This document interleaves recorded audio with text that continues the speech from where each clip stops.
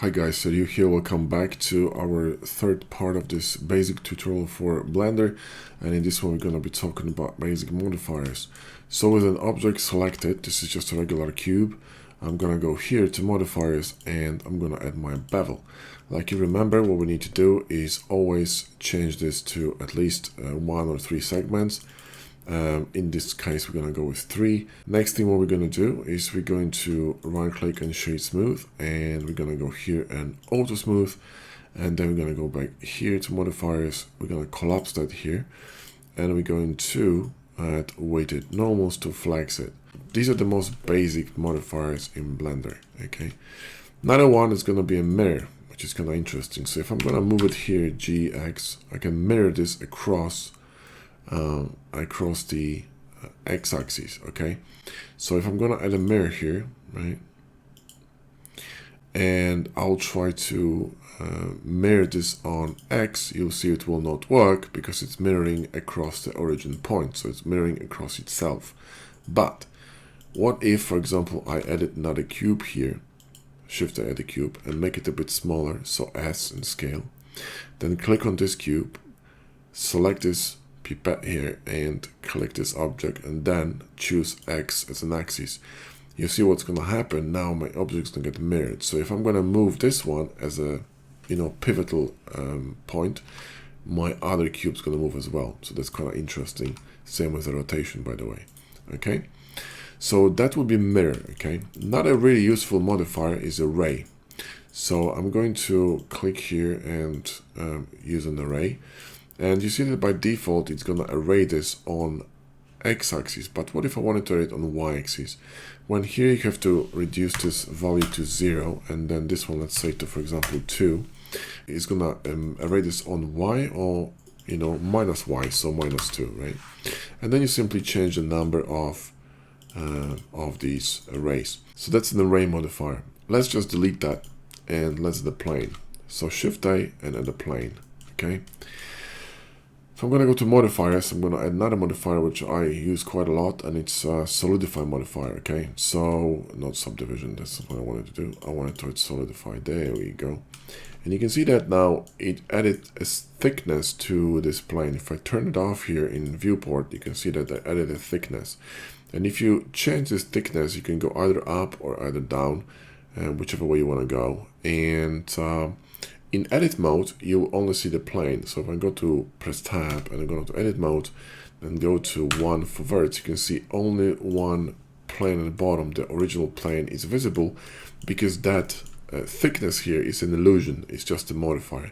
I would need to go back to object mode and apply this modifier. So go here and apply it to be able to actually see the full geo. And another thing I want to do is I want to increase the size of these verts because they're really small. So what I usually go is go to preferences and go to viewport and themes, and under 3D viewport you want to go to the bottom and you want to change the vert size to 7, and you can see that it's going to display a little bit better. Okay, just reads a bit better. So anyway, that would be solidification. Another modifier that's quite interesting, it's actually subdivision. And we're going to be using subdivision in this course. So Shift A at the plane, then press Tab to enter edit mode, 2 to go to an edge. Grab this edge, right, then E, Y, and we're going to extrude on Y-axis. And then we're going to repeat that operation with Shift R, okay? Then we're going to grab this edge here, okay, this one. And then hold Control and click here, which will select this entire edge. Press E, X, and move it in here. And then we're going to scale it on Y-axis. S, Y, and move your mouse to the left to scale it. And then G, Z, and move it a bit down, okay? Then we're going to go to vert mode, so 1. Select these 2 verts with Shift. So click here and Shift click. And then G, Z, and move it up a bit or down, doesn't matter, it's up to you. And that should do. So now when I'm going to go to object mode with tab, and I'm going to go here and go to subdivision modifier, you see that my surface is going to get subdivided. You need quads for this surface to be subdivided very evenly and nicely without an artifact. So usually you want quads. And you can increase the number of these subdivisions here and make it more and more smooth. And this is really cool because when I right click and shade smooth, you can see we have this kind of a very smooth sort of a shell of an object. And then you can go to edit mode, and you can see that in edit mode you can still see the basic object, which makes it much more easy to edit. I can do something, for example, like this. Okay, so it's really cool. On top of it, you can add stuff like, for example, solidification. So you can add solidification, and then we're gonna run into an issue. Now look at this kind of a shading problem here. The reason why I have a shading problem is because we have these modifiers in an incorrect order, and that's really important. You want solidification to run before subdivision. You see, that looks much better. Then we can increase this, you know, solidification, and we could, for example, add a bevel on top of it. So if I add bevel now on top of it, it's gonna kind of make these edges a bit more crisp. So let's watch this. If I'm gonna collapse this and add bevel here, this bevel moved above solidification, boom, is gonna, you know, wrap up all these angles, and based on the angle selected here is going to bevel your mesh. So there are many interesting things that you can do with modifiers. You know, it's a really fascinating world. We can, for example, add some supporting loop edges here. So if you go to edge mode with 2 and press Ctrl R, you can add some loops to make these edges a little bit more more crisp, like this. Okay, and Ctrl R, boom, and you have something like this. So you know, you can create some really interesting shapes with subdivision and all these modifiers. Okay, now the last thing I want to tell you is that with subdivision, usually you don't use auto smooth, and you don't need to use weighted normals, because weighted normals require for the auto smooth to be on. You will see there's going to be an error here that you need to enable auto smooth, but when you enable that, you might get some weird artifacts with subdivision, so I would avoid doing that. Okay, cool.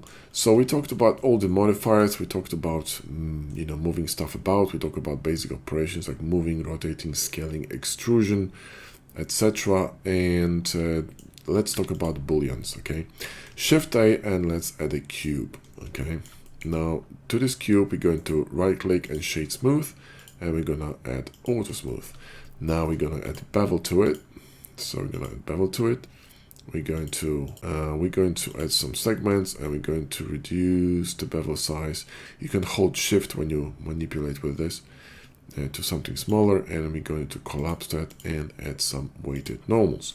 Then we're going to Shift D this cube, duplicate it, G, X, and move it here, S, Y, and scale it like that, S, Z, and scale it like this. Now what's happened here is that you can see that the bevel is distorted, right? You can see that bevel is distorted.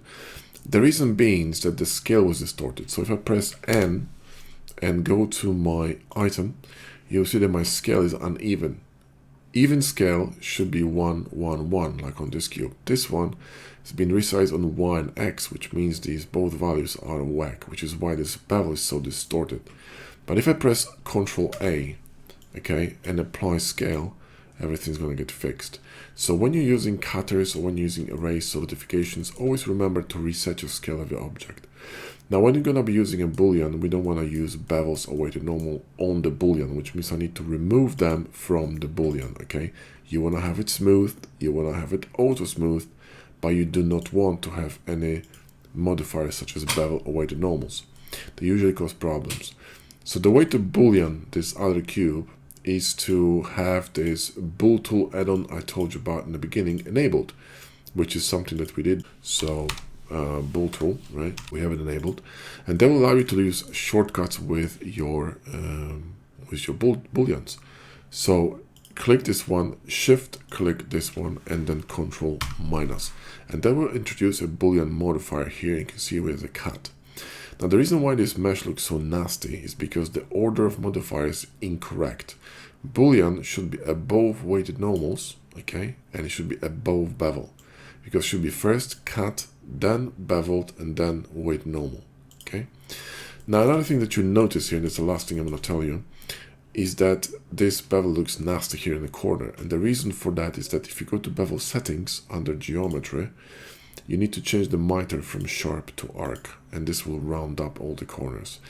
And that's probably 75% of things that you need to know for modeling, guys. Seriously, like these are like the most basic operations. Of course, there's a lot of, a lot to it, and there's a lot of detail to it, a lot of exceptions and tweaks and tips and tricks and all that. But that's like the most basic stuff that you really need to know about modeling in Blender, okay? So you should be ready to follow this course and create a drone. This course is really easy, and with this knowledge, you should be able to easily follow along. I'm not using anything complicated. I'm using these 6 modifiers, and I'm using basic modeling techniques. Everything is explained, and it's a lot of fun. So thank you so much for watching, guys, and I see you in the course.